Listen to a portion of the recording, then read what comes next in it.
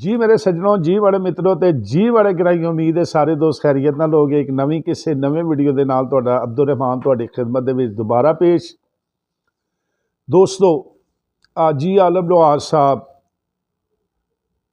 और उन्हां दे शागिर्द बेशुमार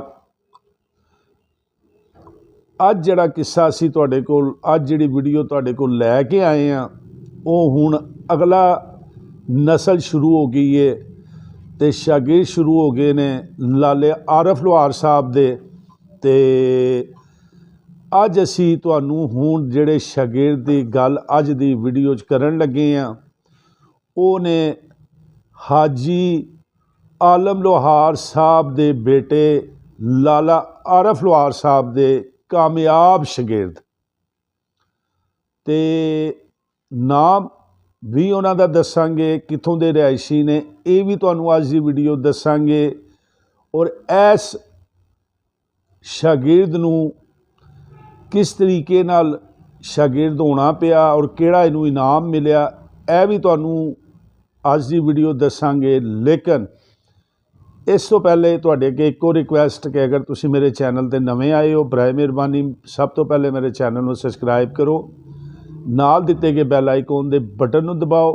तो जिस तरह कि मैं अपने पुराने वेखण वालिਆਂ नू भी कहना ते नवे वेखण वालिਆਂ नू कहना कि मेरी खाली इस वीडियो नू नहीं वेखना, ਇਹਦੇ नाल नाल ਜਿਹੜੀਆਂ पिछलियां वीडियो ने उन्होंने भी जरूर वेख के आया करो, क्योंकि ਉਹਦੇ 'ਚ भी असी बहुत ज़्यादा फोक सिंगरां दियां, हाजी साहब दियां, लाले आरफ साहब दियां काफ़ी अच्छियां वीडियो दित्तियां ने। तो उन्होंने भी जरूर मिस ना करो, उन्होंने भी जरूर वेख के आओ। आओ हुण असल गल दी तरफ। जी हाँ, गल करने अज लाले आरफ लोहार साहब के कामयाब शागिर्द मुश्ताक भट्टी दी। जी जनाब, मुश्ताक भट्टी है वेखण दे हो तुसीं उत्ते, ऐ ने जी मुश्ताक भट्टी साहब।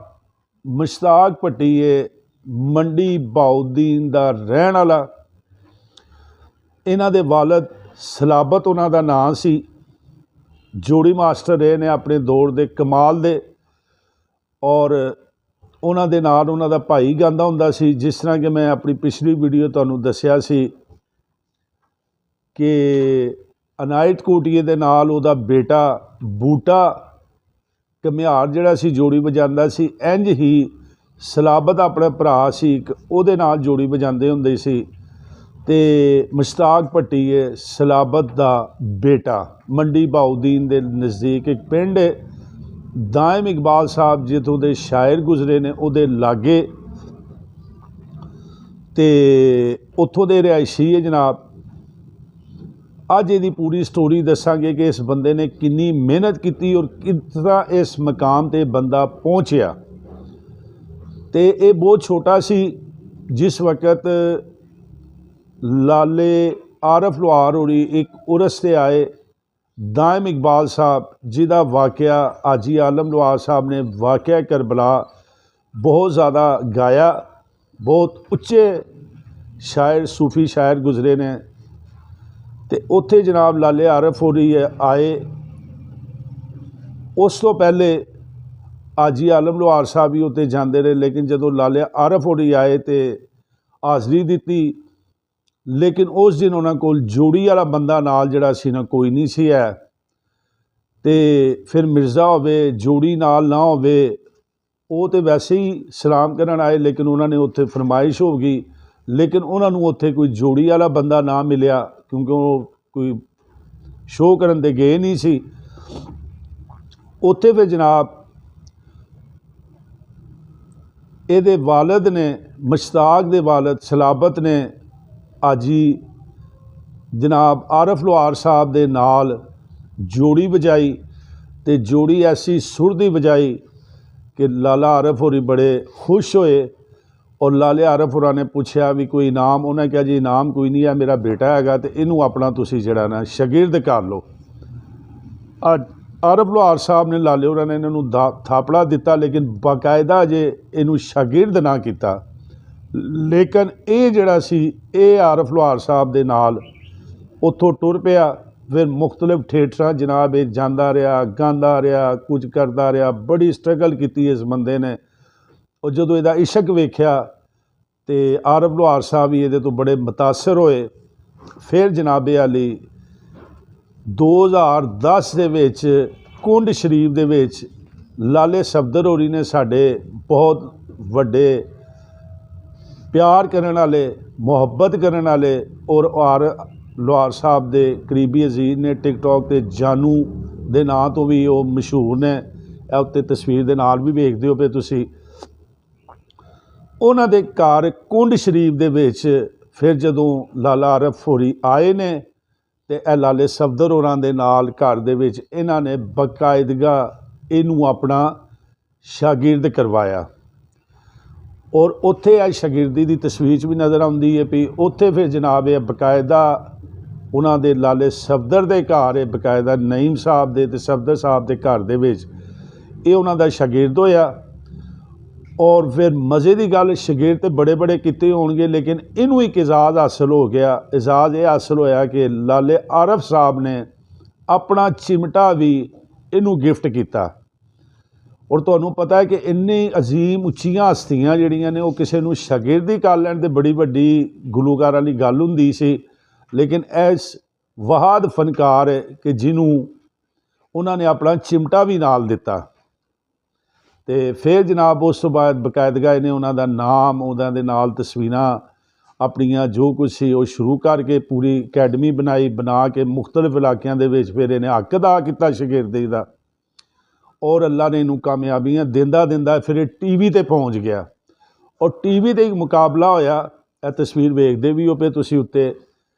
एक मुकाबले च इन्हें हिस्सा लिया और वो 3 गुलूकार नामीनेट होया है बकायदा। यह खाली गा के नहीं आया। कई तो होंगे ने गा के सारी जिंदगी वो लाई रखते हैं अपने नाल जी टीवी एक्टर ते टीवी फनकार ते ये वो नहीं। इन्हें बकायदा मुकाबले दे विच हिस्सा लिया और 3 कैटागरियां बनियां। जदों इन्ने वड्डे मुकाबले 3 कैटेगरियां बनन ते समझो यह भी बड़ा वड्डा एजाज़ हुंदा बंदे वास्ते।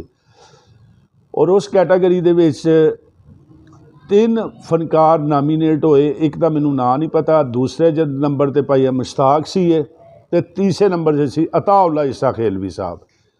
ये हिसाब ला लो कि 3 कैटागरियां जिहदा नां आना ये भी बड़ी वड्डी गल हुंदी है। और उहदे विच फिर जनाबे अली ज़ाहिर लाले आरफ दा शागिर्द होवे तो फिर इत्थे आवे बड़ी गल। लेकिन अताउल्ला ईसा खेलवी दे सामने तो नहीं सी ना फिर जीत सकदा। वो इनाम पहला जिहड़ा अताउल्ला ईसा खेलवी साहब नूं मिल गया। लेकिन इस बंदे दी ये भी एजाज़ है। फिर असगर पहलवान साहब ने साडे फोक सिंगरां दे बहुत उन्हां दा अपना चैनल भी है और इन्हें जे फोक सिंगरां नूं वो बहुत ज़्यादा सपोर्ट भी करते हैं। मुख्तलिफ प्रोग्राम भी करवाते हैं और तमाम फोक सिंगरां दे कमियार फैमिली दी अक्सर उन्होंने टक्करबाजी हुंदी है। उन्होंने अपने चैनल ते प्रोग्राम तुसीं वेखे भी होणगे। उन्होंने प्रोग्राम विच मुश्ताक भट्टी ने हिस्सा लिया और उत्ते तस्वीर तुसीं असगर पहलवान साहब की वेखदे हो भी उन्होंने कोलों भी इन्हें इनाम उत्थे भी जितया। तो इन्हें जनाब इस तरीके नाल यह कहानी जे मुश्ताक भट्टी दी यूट्यूब ते इहदा चैनल भी है। यूट्यूब ते इहदे गाने भी मशहूर ने और इहदे विचों जिस तरह कहंदे ने ना आरफ लोहार साहब कोलों खुशबू आती है। ऐसे तरीके नाल मुश्ताक भट्टी नूं अगर तुसीं सुनोगे तो इहदे विचों भी आरफ लोहार साहब की तुहानूं पूरी खुशबू आएगी। जो उम्मीद है इन्नी डिटेल मुश्ताक भट्टी दी इस तो पहले तुहानूं किसी ने नहीं दसी होनी। कमाल दा गुलूकार है। इनू सुनिया भी करो वेख्या भी करो। अगर अपने जाती कोई फंक्शन होण उन्हां तुसीं इनवाइट भी इनू करिया करो। मेरा नंबर उत्ते आया वे मेरे को तुसीं कंटैक्ट नंबर भी इहदा लै सकदे जे। तो उम्मीद है यह गुलूकार दी जिंदगी दी दास्तान तुहानूं पसंद आई होएगी। तो अगर ये पसंद आई है तो हुण मेरे चैनल को सबसक्राइब कर दिओ। नाल दिते गए बैल आइकन दे बटन नूं दबा दिओ।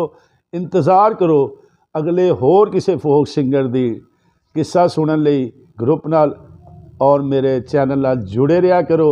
मिलने एक नवी वीडियो दे नाल। जद तिकर रब राखा।